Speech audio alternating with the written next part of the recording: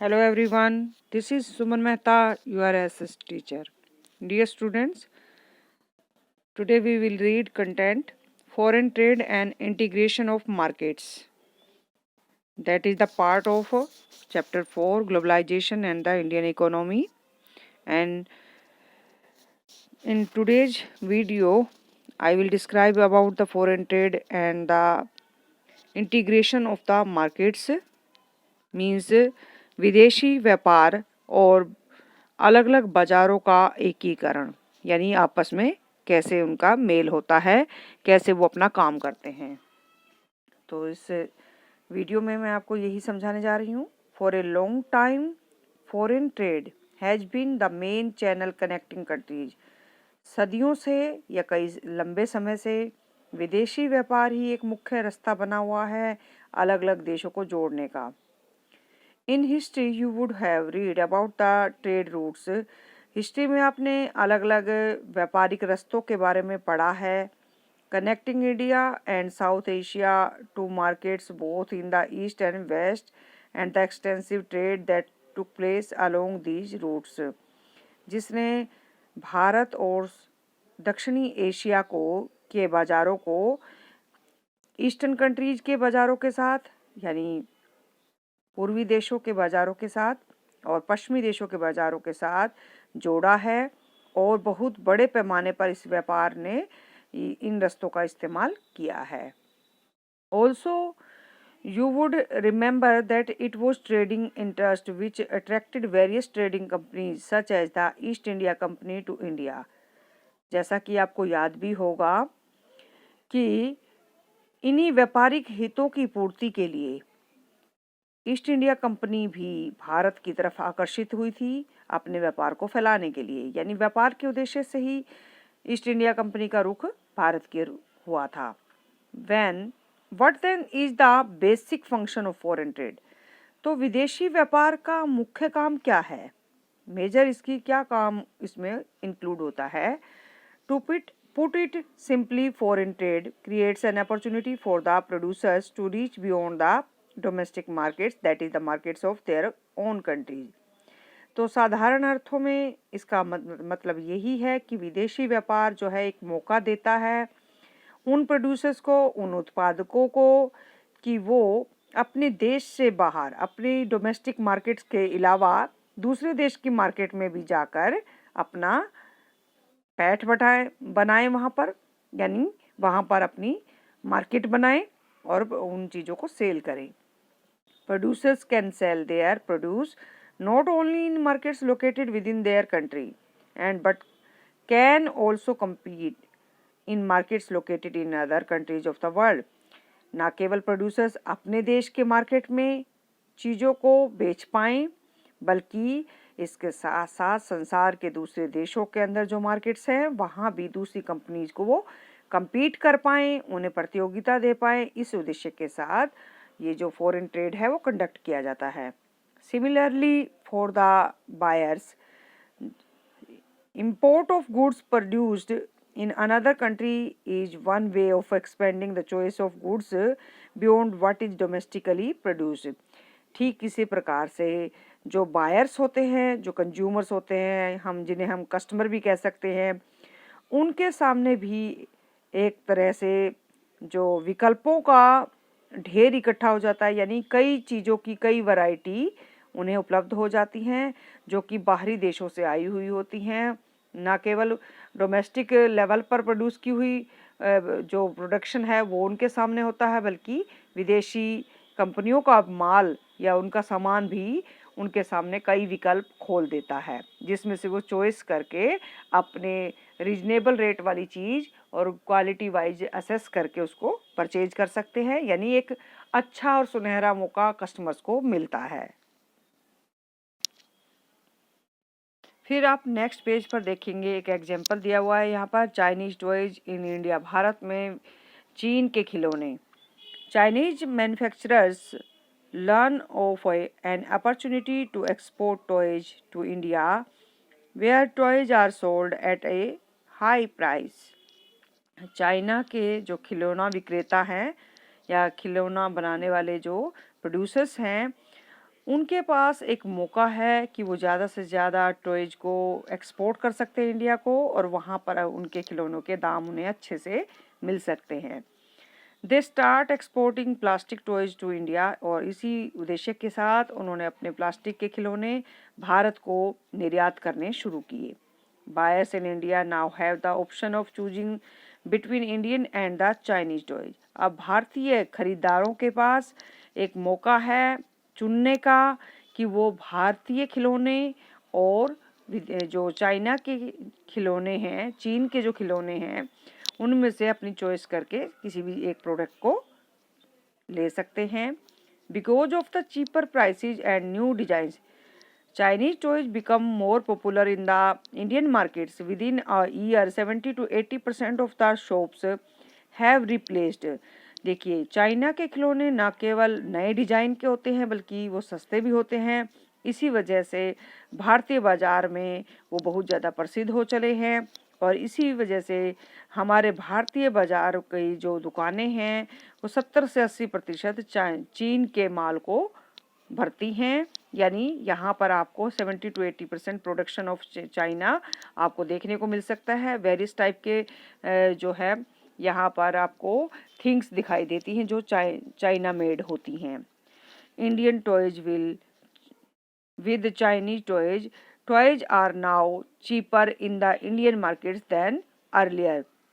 अब भारतीय बाजारों के अंदर जो चाइनीज खिलौने हैं उन्होंने भारतीय खिलौनों की जगह ले ली है। टॉयज जो है उनके सस्ते होते हैं भारतीय जो खिलौनों की बजाय। अब क्या है कि पहले जो हमारे भारतीय खिलौने सस्ते हुआ करते थे, लेकिन उससे भी सस्ते इन्होंने चाइनीज ने प्रोड्यूस करने शुरू किए और इंडियन मार्केट में इसको एक्सपोर्ट कर दिया, जिसकी वजह से भारतीय खिलौना विक्रेताओं को काफ़ी मुसीबत का सामना करना पड़ा। व्हाट इज हैपनिंग हेयर, यहाँ पर क्या हो रहा है? As a result of trade, क्योंकि व्यापार के परिणाम स्वरूप Chinese toys come into the Indian market in the competition between Indian and the Chinese toys prove better.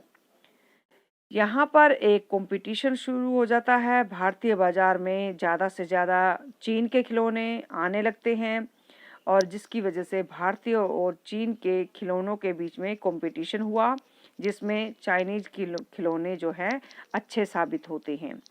Indian buyers have a greater choice of toys and at lower prices.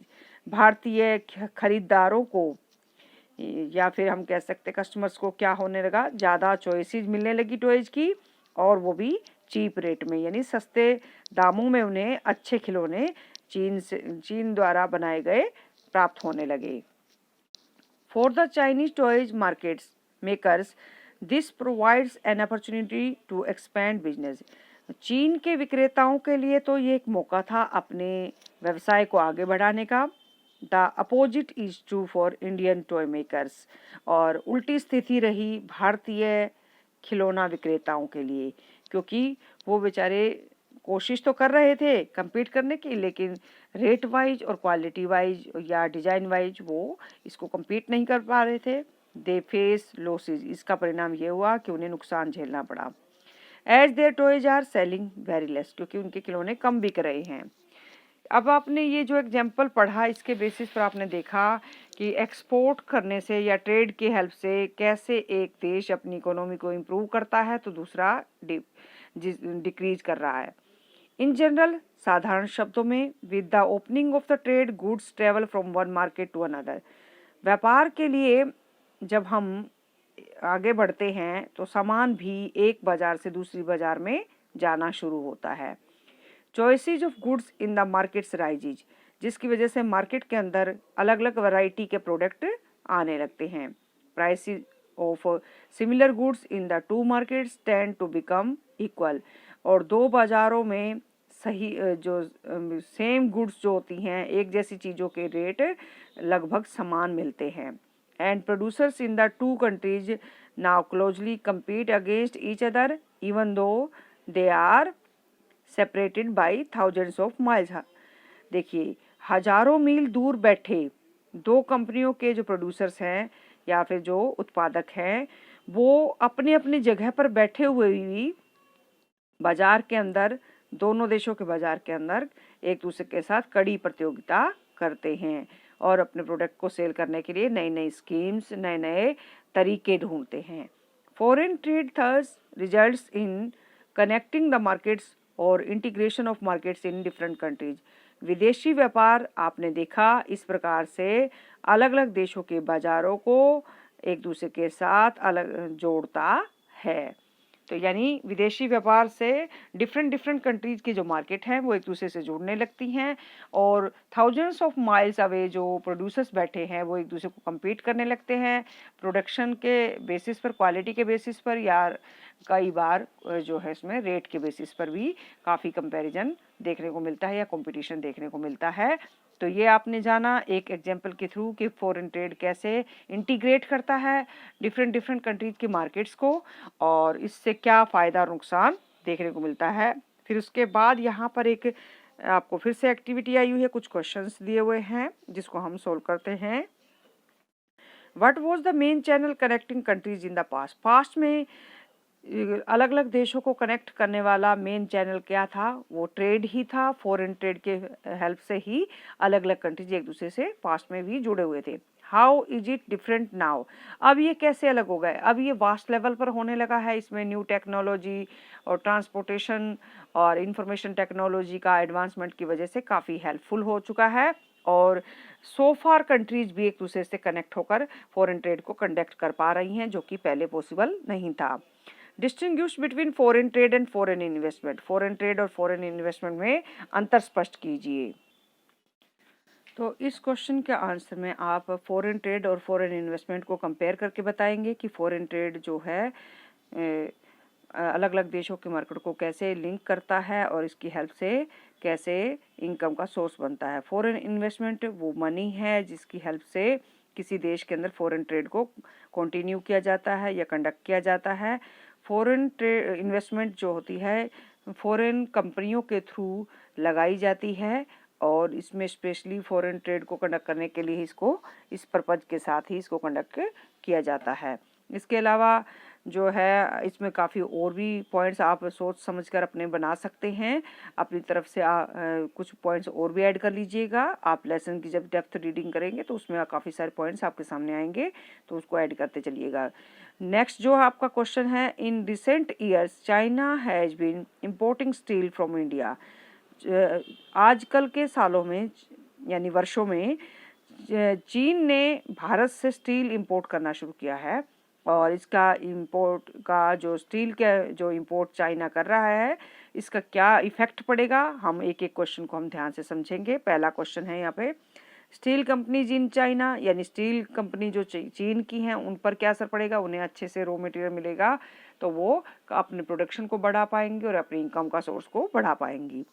दूसरा, steel company in India, Bharat की steel कंपनियों को के ऊपर इसका क्या असर पड़ेगा? उन्हें stiff competition raw material get करने में फेस करना पड़ेगा, प्लस इसके साथ साथ अपनी क्वालिटी प्रोडक्ट्स को के बेस पर भी उन्हें compete करना पड़ेगा चाइना की कंपनीज के साथ।